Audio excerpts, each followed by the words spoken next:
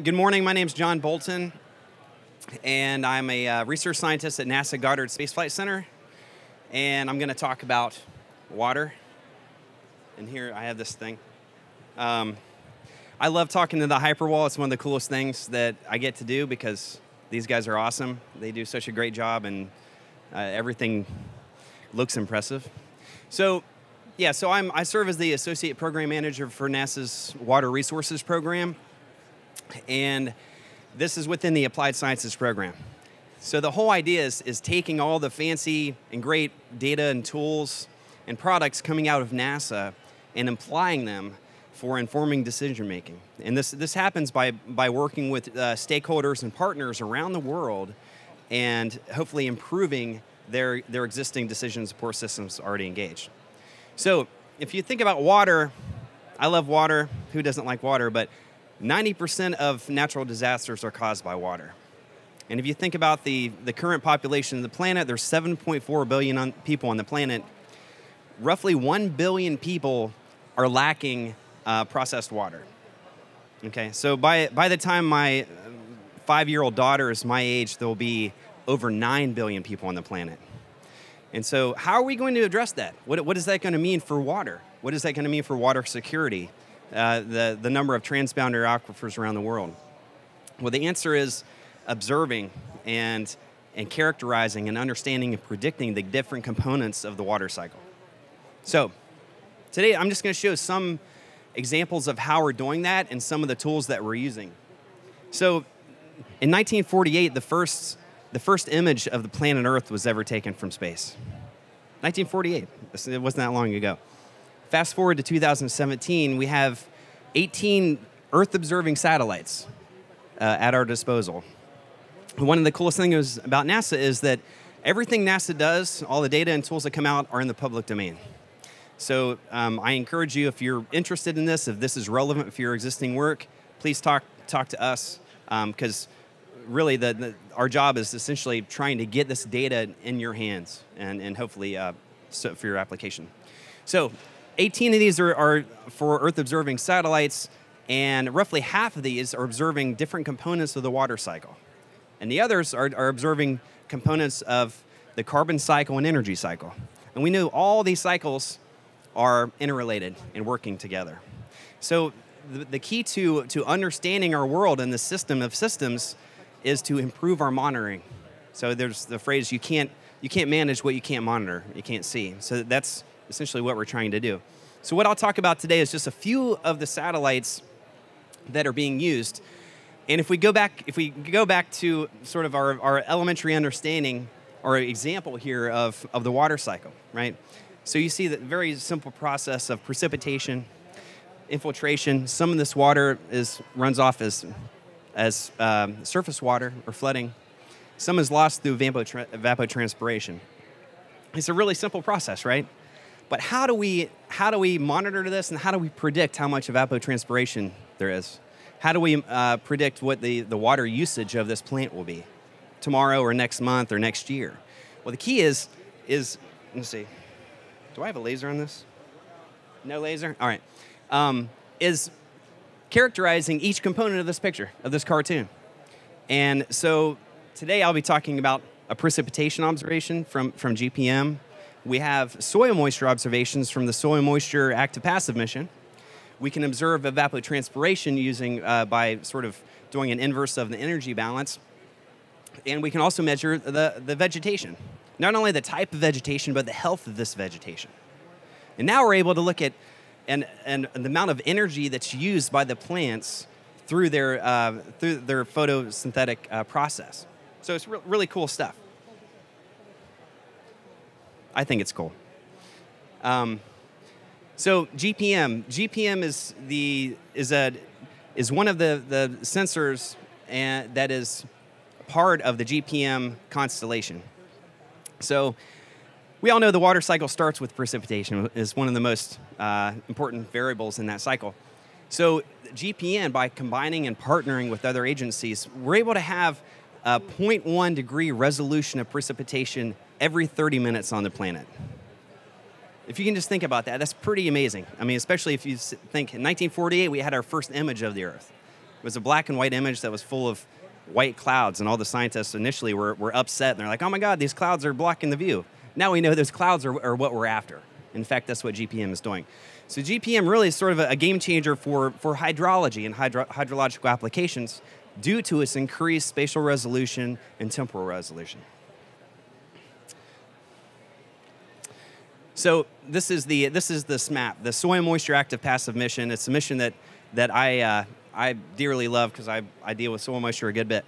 It's a microwave sensor, and some things that are cool. This was launched in January of 2015, and the thing about passive microwave data and active microwave data, for passive microwave data, you need a really large antenna, and that's what this mesh system was. So this was really a truly innovative design, because how are you going to get a 20 meter diameter antenna in space? So they developed this really cool mesh system that it fit into a rocket, and it launched, and it spread out. So now we have this 20 meter thing. The whole satellite is about the size of a minivan. And what this is doing is measuring soil moisture within about the first 1 to 5 inches of soil. And if you're not familiar, soil moisture is one of the key variables in the hydrologic cycle. If you think of when your body warms up, you sweat, and that evaporative cooling cools your body down. The same thing happens to the planet Earth. So the local weather, the local evapotranspiration and thermal heating is driven by that evaporative cooling from the soil moisture. Also, if you know the soil moisture, you have a better understanding for predicting and assessing agriculture, as I mentioned earlier, and also for flooding.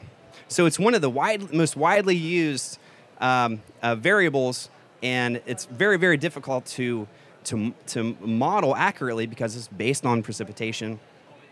And those accuracy of the precipitation data really are highly correlated with the density of gauges. So in areas of the world where you don't have gauges, you're not going to have very accurate precipitation. You're not going to have accurate modeled soil moisture. But now we do. So now we have a major advance in that technology. So if you combine GPM and SMAP, I love this thing. All this is just 2 data sets overlaid over each other.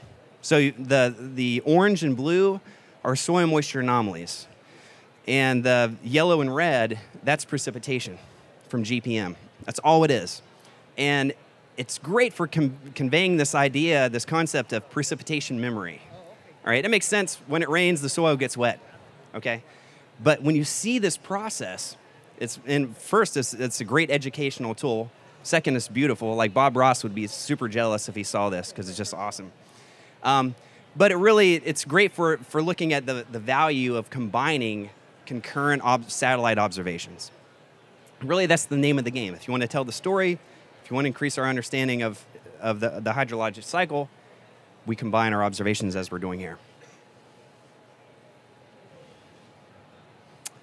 So, what am I showing here?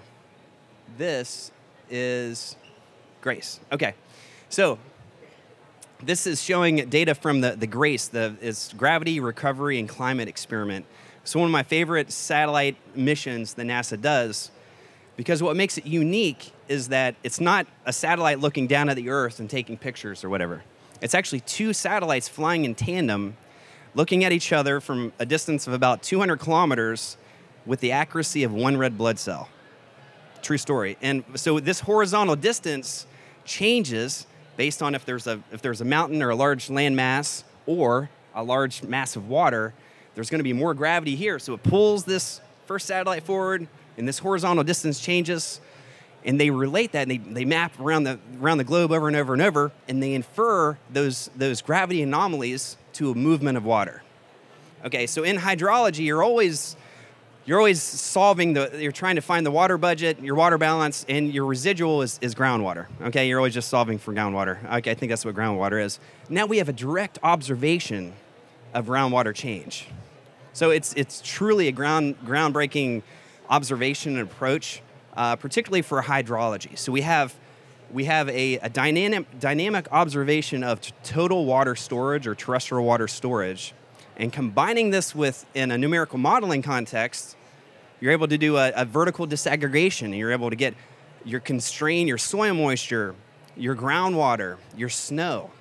So that's part of the story, is having more accurate observations, more frequent observations of each different component of the water cycle. So GRACE is a great thing, and what it's showing here is in the southern Great Plains, High Plains, serious drought in 2012. So what did that look like?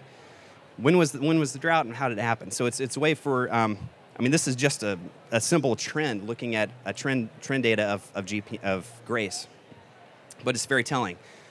And so this is being used by a number of partners, including the North American Drought Monitor and others around the globe, for improving their drought forecasting and monitoring capabilities.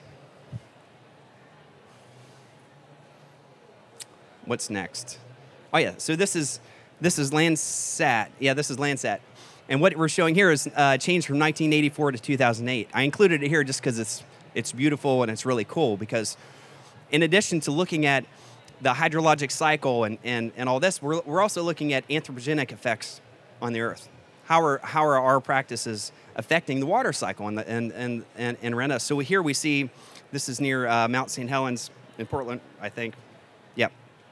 And by combining this is telling part of the story. So if you're modeling water use, if you're looking at watershed management, a big part of that is understanding, having an accurate representation of the land use and land cover of that area. And now we have a long legacy of observations. That's awesome. So from 1984, from 2008, you can see here the drastic changes from an increase of population from development. You see changes in land use and agriculture changes and effects. So if you're not familiar, Landsat and MODIS are a big component of what we do in NASA Earth observant applications. So water security. I kind of alluded to this in the beginning, but this is sort of a scary slide. But this was provided by the Department of State. But they said between now and 2040, our fresh water on the planet Earth, we don't expect it's going to be very hard to keep up with the increased population trend. And so water is considered one of the national security interests because it's considered a threat multiplier. Okay, if you think of all the aquifers and around the world, there's a lot of transboundary aquifers. There's a lot of political tension based on water and the sharing of water and this data of water. You know, you can have my water data, but you can't have it. Well, with satellites, it doesn't matter. We can get a regional perspective and a better understanding and a better management of all these watersheds. So it's a great advance forward. So I'm going to talk about two quick examples coming out of our NASA Applied Sciences program, Water Resources program. One of them is with the United States Department of Agriculture. Okay, and if the Foreign Agricultural Service, their job is to provide monthly estimates of global crop productivity around the world, right? And this is driving commodity markets. This is driving. The agriculture is a global enterprise now. So the cost of wheat in the United States is dependent on the productivity of wheat in Central Asia and South America. That's just how it works. So FAS, they're always collecting, assessing, and trying to monitor and predict the productivity of corn and soy yield and other crops. So, but their system was based on modeled soil moisture. And that was based on precipitation. When areas where you don't have accurate observations of precipitation or gauge data, like Southern Africa here, the accuracy of the precipitation is low, and the resulting modeled soil moisture is low, and the resulting crop forecasting data is also low. So in those areas, they weren't even providing estimates of crop yield. Okay, so here comes NASA to save the day, and you see an increase on the left. We've developed a data assimilation system by combining, now we're using the soil moisture active passive observations, and we're increasing the spatial distribution of that soil moisture and reducing the uncertainty of the crop yield forecast in that area. So this is kind of a slam dunk for NASA Applied Sciences, and it's a really good collaboration with USD FAS, and it's a pretty straightforward example of how we're taking NASA satellite data and making an impact and increasing our decision-making capabilities. So the last example here is also related to agriculture. It also includes USDA. This is the GeoGlam. So this is sort of a taking that the concept of the yield forecast, but also bringing into context the different meteorological observations and crop conditions globally. So this was a G20 initiative that was also supported through the NASA Applied Sciences program and the GEO program. And what they do, they take all this data, all this data. I don't really care about data, I care about decisions, and I care about telling a more complete story. So they've whittled it all down, and now you have these beautiful diagrams and things for helping assess and look at the conditions of crop yield in these different countries. And I think that's probably it. So that's it. So my name's John Bolten. I encourage everyone to check out NASA's Applied Sciences website. There's a lot of great things coming out of there, and we all love to talk about what we're doing, and we all love to see if we can relate that to other great work that's being done, like everyone here in the audience. Thank you much for your attention.